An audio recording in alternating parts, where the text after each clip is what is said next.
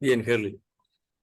Comenzaríamos con una semblanza sobre el legado de este extraordinario sociólogo Osvaldo Falsborg. Es Orlando. Perdón, Orlando, sí. Bueno, pues primero pues voy a contar un poco la historia del colectivo como para lograr empatar ahí por qué lleva su nombre. Entonces, bueno, yo soy Herly Corso, hago parte del equipo de comunicaciones y también como estoy liderando recientemente todos los procesos de gestión del conocimiento del colectivo sociojurídico Orlando Falsborda, que es una organización defensora de derechos humanos colombiana, que sus dos principales trabajos en la defensa de los derechos humanos son acompañar a víctimas de desaparición forzada en la búsqueda de sus seres queridos y en el fortalecimiento organizativo y comunitario de organizaciones de base. Nuestro trabajo se centra en dos regiones del país. Bueno, su oficina principal está en Bogotá, pero el trabajo como tal de campo lo desarrolla en los llanos orientales, en los departamentos del Meta, Guaviare, Casanare y en el departamento de Nariño, en las ciudades de Pasto y Piales y con más fuerza en el Pacífico nariñense, en la ciudad de Tumaco. Entonces, estos son los dos grandes territorios en los que tenemos trabajo. Inicialmente el colectivo inicia, digamos, la apuesta del colectivo en la juntanza a principios del 2000 de varios jóvenes y ya profesionales colombianos, pues que estaban viviendo la crisis humanitaria del periodo de Uribe Vélez como presidente de Colombia. Estas personas, sí, yo en el colectivo llevo 3 años nomás, pero la historia de su creación es que antes de que se constituyera como organización, estas personas con una sensibilidad por la crisis humanitaria y también pues una formación política en torno a esta situación, empezaron a ir a los municipios del sur del Meta hacer capacitaciones. En la mayoría eran abogados, algunos sociólogos, algunos antropólogos, ¿sí? Eran como estudiantes de la Universidad Nacional, de la Universidad Autónoma, ya algunos abogados profesionales. Entonces empezaron a ir a esta región del sur del Meta a tener encuentros con los consejos comunitarios, con las juntas de acción comunal, a realizar capacitaciones sobre derecho internacional humanitario. Era en el momento más álgido del conflicto en esa primera década del 2000 y era brindar herramientas a las comunidades campesinas sobre cómo podían usar el derecho internacional humanitario para no ser tan afectadas dentro de la confrontación que se estaba viviendo. Previo a esto hay que tener un contexto político e histórico de Colombia, y es que esta región del sur del Meta, en los años 90 hubo otro proceso de paz entre el gobierno del presidente Pastrana y la guerrilla de las FARC. Este proceso de paz, como tantos otros en la historia del país, pues fracasó.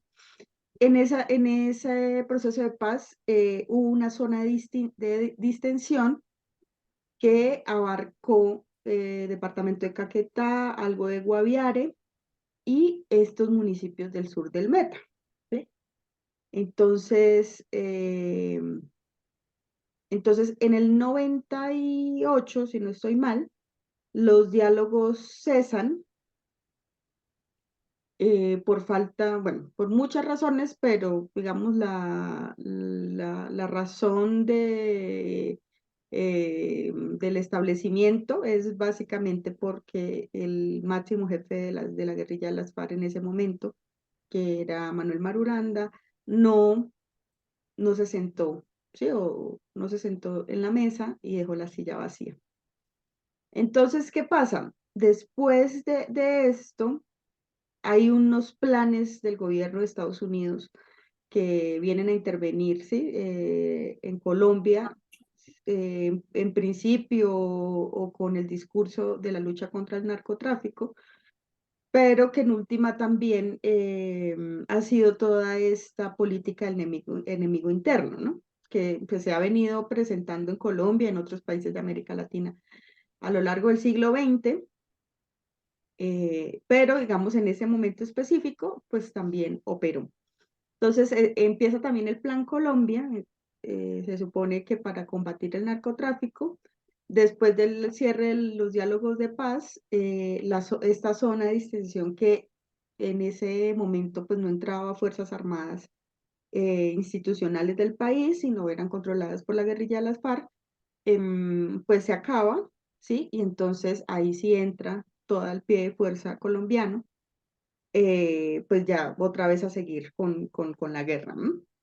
Y en esa política institucional que muchos autores, investigadores han documentado del enemigo interno, pues la mayoría de la población civil fue la afectada en esta arremetida de las Fuerzas Armadas en el territorio. Y en eso pues se junta con la llegada del presidente Álvaro Uribe Vélez y con su política de seguridad democrática. ¿Mm? Entonces, ese es el contexto para entender por qué estos compañeros veían la necesidad de llegar a estos municipios del sur del Meta, que son Puerto Concordia, Puerto Rico, Mapiripán, tal vez, Vista Hermosa, Meta, eh, como Medellín del Ariari, sí, es un campo ahí como bastante de eso. Y donde pues las comunidades campesinas y las organizaciones campesinas venían denunciando como tanto el ejército como grupos al margen de la ley, como los paramilitares y pues también la guerrilla venían haciendo violación a los derechos humanos. Entonces, estos trabajos, estos talleres de estas personas, pues dan la idea, bueno, nosotros necesitamos, o sea, hay mucho por hacer y necesitamos crear una organización que soporta todo este trabajo. Entonces, pues ahí se decide crear la organización y creo que como cuando se toma esa decisión, había pasado ya un año de la muerte de Orlando Fals Borda. Entonces, como tal, la organización, el colectivo, se crea en el 2009, en noviembre del 2009, y pues acoge el nombre del maestro y también pues como pilar de trabajo en la defensa de los derechos humanos, la metodología de la investigación-acción participativa como eje transversal de todo el trabajo que se desarrollaba. Entonces, ya legalmente constituidos, pues se siguieron haciendo los talleres allá en los municipios con pues muy pocos recursos, todo lo que implica ir a esta región que está totalmente incomunicada del país, pues con una situación de orden público bastante compleja. Pero en esas capacitaciones sobre derecho internacional humanitario, pues el equipo empieza a escuchar que aparte de los enfrentamientos y demás, pues muchas familias estaban denunciando que sus hijos o sus esposos habían salido un día y no habían regresado a sus casas, a sus veredas, a sus fincas. Y que a la par, los campesinos y campesinas que vivían en los cascos urbanos de estos municipios, pues se daban cuenta que llegaban muchos helicópteros del ejército a los cementerios y que dejaban cuerpos. ¿Mm? Entonces el colectivo pues hizo mucha incidencia con embajadas europeas en el país, con el Comité de Derechos Humanos del Congreso, y en el 2010 realizan la audiencia de la Macarena. Entonces se desarrolla en el municipio de la Macarena Meta y donde asisten alrededor de unos 2000 campesinos y campesinas. Y pues personas de acá del centro del país y funcionarios de embajadas y otras organizaciones defensoras de derechos humanos. Entonces fue un encuentro de casi 3 días donde las personas del territorio pudieron denunciar, pues no diría formalmente, pero pues sí a este comité que se creó para esa situación, para ese evento, todas las graves violaciones a los derechos humanos que estaban pasando. Y entonces esta audiencia es muy importante porque y bueno, y se hace en La Macarena porque en ese momento era como el municipio o el cementerio del sur del Meta que más como que cuerpos habían llevado a su cementerio, ¿sí? Como que la crisis, bueno, ahí también se juntó como con una crisis de salud pública, porque eran muchos cuerpos que estaban ahí inhumados sin identificación y pues el cementerio era muy chico. Entonces, a partir de ahí, como que el colectivo dice, bueno, pues nosotros hemos venido trabajando en temas de formación y fortalecimiento organizativo, pero pues nos toca, creo que la realidad nos está haciendo un llamado a que nos toca pues, enfocarnos con el tema de desaparición forzada. Entonces, es cuando se decide trabajar esa línea. Y en la incidencia, las instituciones competentes con estos temas, llámese Fiscalía General de la Nación, con el grupo de búsqueda que tiene la Fiscalía, Medicina Legal y demás, pues empiezan los abogados y abogadas a darse cuenta que muchos de esas personas que están siendo inhumadas como no identificadas en estos cementerios son víctimas de ejecuciones extrajudiciales por parte del ejército, ¿sí? Una buena parte, no todas, ¿no? También hay muchas víctimas pues que tal vez fueron reclutadas por grupos armados ilegales y demás, pero pues sí hay una muy buena porcentaje de víctimas de ejecuciones extrajudiciales. Entonces empieza ahí como también toda la lucha por el litigio, por llevar estos casos a la justicia ordinaria. Muchos casos se han ganado, otros no tanto. Y pues, y entonces empieza, el colectivo tiene un trabajo muy fuerte en cementerios, ¿sí? Entonces empieza como a preparar e investigar sobre el tema de cementerios del país y logra y acompaña la intervención en esos primeros años, 2011, 2012, de la intervención de 5 cementerios en esa región de los Llanos Orientales, 4 en el departamento del Meta y 1 en San José del Guaviare. Entonces, estos cementerios son Villavicencio, Granada Meta, La Macarena, Vista Hermosa y San José del Guaviare. Y esos son los 5 cementerios iniciales. Y nosotros, el colectivo, identifica una forma, digamos, dentro de los protocolos que deben tener los cementerios como básicos, pues por lo menos acá en Colombia, no sé, es que todos los cuerpos que fueron inhumados en esa época siempre se les tomó las huellas dactilares, ¿sí? Entonces, como que con ese registro, el colectivo empezó a incidir, a decirle a la fiscalía y a la registraduría, pues que ahí había como un primer elemento que podría contribuir a la identificación. Entonces, después de mucha incidencia con estas instituciones, se logra cruzar ese registro de las huellas de esos cuerpos y sale pues una base de datos con la registraduría, que es la entidad del Estado, que son la que crea los registros civiles al nacimiento, las cédulas de ciudadanía, pues cuando eres mayor de edad. Entonces, con esa información se logra cruzar y logra salir pues con una base de datos de nombres, de números de cédula y de rostros de los documentos de identificación. Y logramos que esa información nos las ayudaran a pasar para nosotros crear una campaña que tenemos aún que se llama Contemos la Verdad, porque todas las personas inhumadas sin identificación tienen una historia. Y de ese trabajo en la campaña ya llevamos 4 afiches, ¿sí? Entonces hemos creado unos dispositivos comunicativos que son unos afiches como de un pliego, donde está dividido por cada cementerio y de donde aparecen los rostros de estas personas. Si quieres más adelante te puedo pasar, yo tengo digitalizados algunos de esos afiches claro que sí. para que veas. Entonces, en esos afiches están, no sé, Cementerio Villavicencio, no sé, 50 personas ahí con rostro, nombre y cédula.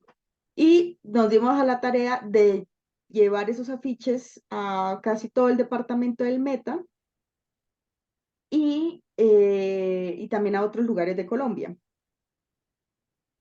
Y a eso le llamamos una metodología pues, que es creada por el colectivo que se llama de búsqueda inversa, que son los cuerpos que están sin identificación y sin reclamar, buscando a sus seres queridos que seguramente los están buscando. Entonces, con esos afiches hemos logrado ya la entrega digna. Bueno, te digo, ayer estábamos en una entrega digna de 18 cuerpos con esa metodología, pero alrededor llevamos ya la entrega digna de unas 220 personas, ¿sí? De más o menos 2.500 que se han como registrado en estos 5 cementerios. Entonces, más o menos las entregas dignas empezaron en el 2013, 2015, principalmente por el grupo de trabajo y de búsqueda de la Fiscalía, que se llama GRUBE. Entonces, pues nosotros como Organización Defensora de Derechos Humanos no tenemos competencias con la búsqueda, ni con todo el tema forense, ni de exhumaciones, ni análisis, ni nada. Solo hacemos acompañamiento, incidencia y sí brindamos asesoría jurídica y psicosocial a las víctimas, a las familias buscadoras. Entonces, todo nuestro acompañamiento es como integral, ¿no? También a las instituciones, pero pues nosotros somos el enlace con las familias buscadoras. Entonces, ese ha sido pues básicamente el trabajo con el tema de búsqueda y pues siempre nuestras metodologías de trabajo en territorio con las mujeres buscadoras, siempre pues está presente la IAP, ¿no? De que son a partir de ellas, de sus sentires, de sus deseos, cómo quieren construir o que sea ese tema de la búsqueda. O cuando se han dado, por ejemplo, las entregas dignas, pues son a partir de las opiniones y los deseos de las familias, cómo quieren que sus seres queridos sean entregados. Entonces, siempre está presente. Eh, bueno, entonces después hay otro elemento importante y es que pues en el 2010 se firma el acuerdo de paz con la guerrilla de las FARC y abre pues todo este sistema integral de paz que se crea a partir de esa firma. Y es estas 3 instituciones que, pues que están trabajando en eso. Entonces la primera, pues la Comisión de la Verdad, que ya se acabó el año pasado, pero pues que logra hacer un trabajo como de memoria y de investigación en todo el país. Está la Jurisdicción Especial para la Paz, que pues es la que está llevando el tema de justicia restaurativa sobre alrededor de 11 casos o macrocasos en torno al conflicto armado, y entre esos está el caso 03, que investiga sobre la responsabilidad de las Fuerzas Armadas en las ejecuciones extrajudiciales, y el caso 08, que investiga sobre el tema de las desapariciones forzadas por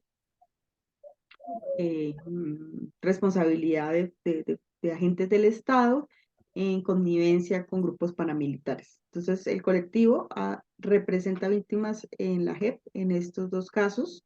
También en el caso 02, pero ahorita hablo sobre ese tema porque responde al tema o a la región del Nariño. Entonces, pues ahí también, o sea, el colectivo tiene un grupo de abogadas que llevan estos casos en justicia ordinaria. Hay otro sistema de justicia que dejó el acuerdo entre el gobierno nacional del 2006 y los paramilitares, que ese es el sistema de justicia y paz.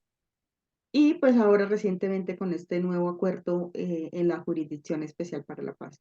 Y en este nuevo periodo del Sistema Integral de Paz, pues hemos también hecho varios informes en torno Espera que está cargando. No.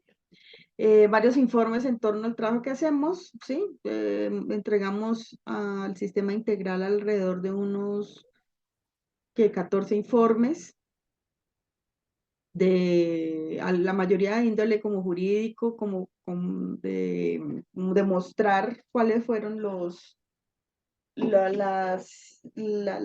elementos comunes que tenemos en cada uno de los casos que acompañamos, pero también desde el enfoque psicosocial analizar cuáles son las afectaciones que han sufrido las víctimas, las familias, las comunidades en torno a la desaparición forzada.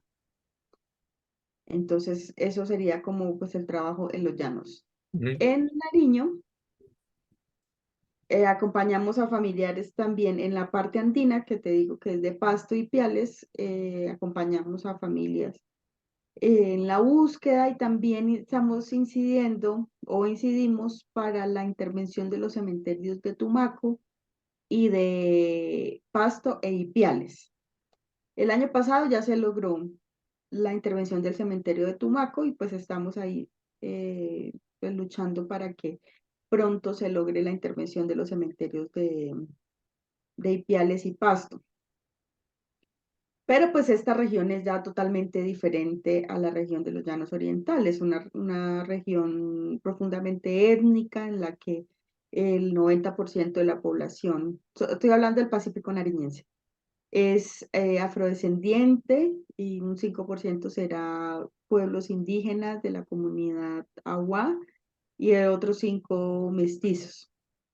Entonces hay las particularidades también que el conflicto ha dejado, que son diferentes a las de los llanos, porque en los llanos históricamente desde mediados del siglo XX se han presentado confrontación, en cambio en el Pacífico nariñense ellos tienen registros de que aumenta la conflictividad es a finales de los años 90, ¿sí? Y tiene mucha relación con el narcotráfico. Entonces, como que las desapariciones allá se han presentado más a partir de la década del 2000 en adelante. Entonces, pero además, pues una violación a los derechos humanos que rompe con sus tradiciones ancestrales, religiosas e espirituales de los pueblos afrodescendientes indígenas. Entonces, que ha sido un abordaje totalmente diferente para eso. Y ya, y bueno, pues en Pasto, en la parte andina, pues ya tiene esa incidencia en torno a los cementerios y demás. Así como a grandes rasgos te puedo contar eso. Bien, me queda poco tiempo, pero me gustaría un pequeño comentario respecto a cómo ves el conflicto armado, más allá del acuerdo de paz, de cara al reparto de tierras, ¿no? Que es siempre el conflicto que subyace. Mm. No, pues muy complejo porque de todas maneras ese punto uno del acuerdo de paz con las FARC pues no se ha cumplido a cabalidad. Hace poquito pues se cumplieron 7 años de los acuerdos y pues siempre hacen balances de cada uno de los 5 puntos que se acordaron y ese siempre es el que más mal va. Porque pues ahí hay un tema hegemónico histórico en Colombia sobre la tenencia a la tierra, ¿no? Y que las élites, los terratenientes colombianos pues no van a ceder. Con el nuevo gobierno de Petro pues se intentó, en ese, digamos, no tengo información sobre cómo ha avanzado, porque la estrategia de Petro fue, bueno, comprémosle las tierras a los terratenientes. No sé cómo irá eso, ¿sí? Eh, pero, por ejemplo, el que era nuestro director del colectivo, que se llama César Santoyo, él dejó la dirección del colectivo en el mes de julio y está en la unidad de restitución de tierras del departamento del Meta.